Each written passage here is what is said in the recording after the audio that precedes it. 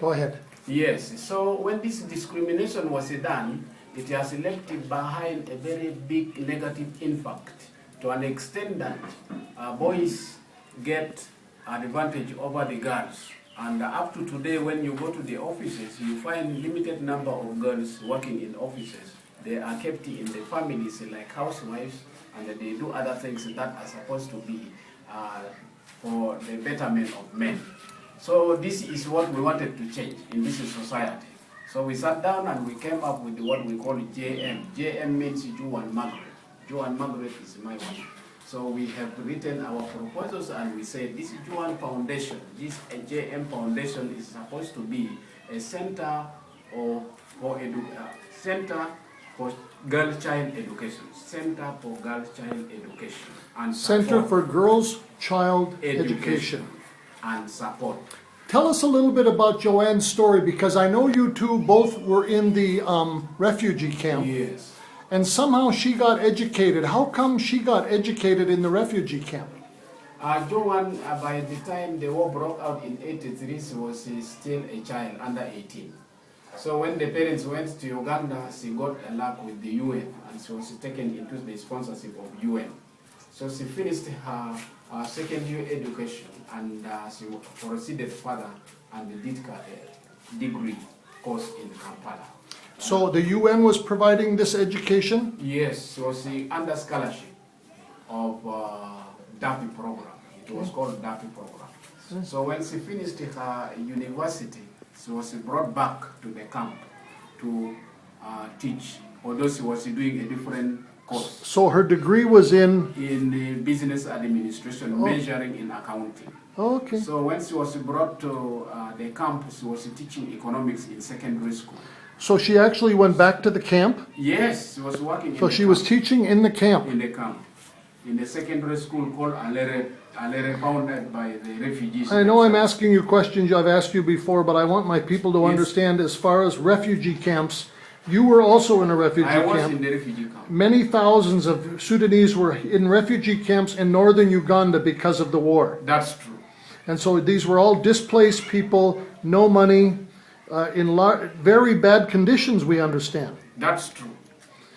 Food was hard to come by, education was hard to come by, a lot of disease. That's true.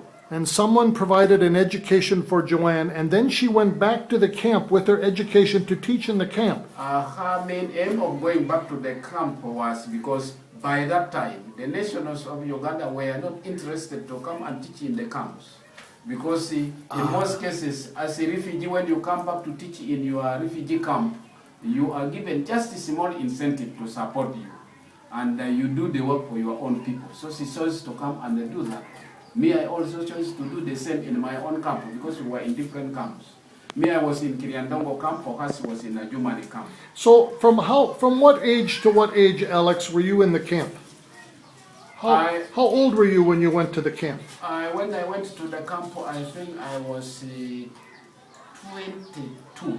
When you went to the camp? Yeah, when I went. So you were already older when the war broke out. I actually became old in the camp because we had to stay there for over 20 years in the camp. But you're not that old now.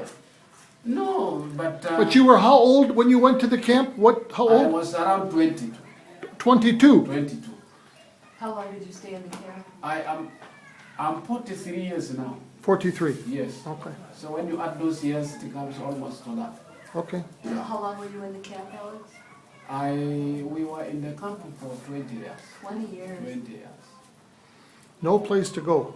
But No somebody place to kept go, providing but, education for this after man. I had got my education and I graduated, I also joined this kind of work in Uganda. Now so I was still finishing up the issue why we came up with the Joan Foundation. Yeah. So when we found out that there was a problem with the girls, we thought it is important now to bring a new change. So what is this new change? We must support the girls. And how do we support these girls? We need to put up this Margaret Joan Foundation so that we can be able to educate these kids. So we have decided to take these girls into this school to get small support. But still, our efforts are not enough for them. If we can give them to study for free, what about things like shoes? What about things like dressing? What She doesn't about like things the like raisins. buying simple They like shop the for sugar better. washing? So all these ones are still problem to these kids. But God is great. You can see them, they are very healthy and they like studies, but still there are limitations that are being faced.